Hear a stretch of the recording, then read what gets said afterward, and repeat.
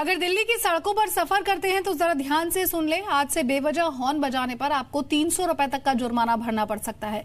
Delhi police ने 60 जगहों को साइलेंस जोन घोषित किया है। यहां पर हॉर्न बजाने पर आपको ये जुर्माना चुकाना पड़ सकता है।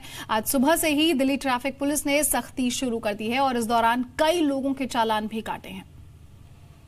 हॉर्न बजाना पूरी तरीके से प्रतिबंधित है। साइलेंस जोन में हॉर्न बजाते हुए अगर आप पकड़े जाते हैं तो दिल्ली ट्रैफिक पुलिस आपसे 100 रुपए से लेकर 300 रुपए तक का जुर्माना ले सकती है। और ये ड्राइव सोमवार यानी 8 तारीख आज सुबह से शुरू हो चुकी है। दिल्ली की 60 सड़कों में पंडारा रोड, कॉपरनिकस मार्ग, Bhagwan Das road, Lodhi road, ring road, outer ring road और लुटियंस दिल्ली, इन सभी जगहों पर यानी 60 ऐसी जगहों पर अगर आप बिना वजह हॉर्न बजाते हैं तो आपको इसी तरीके से दिल्ली पुलिस के एक्शन का सामना करना पड़ेगा। इस वक्त हम लोधी रोड में मौजूद हैं और ये शख्स आपको दिख रहे हैं, इनसे हॉर्न बजाने की वजह से दिल्ली ट्रैफिक पुलिस जो है चालान काट रही है।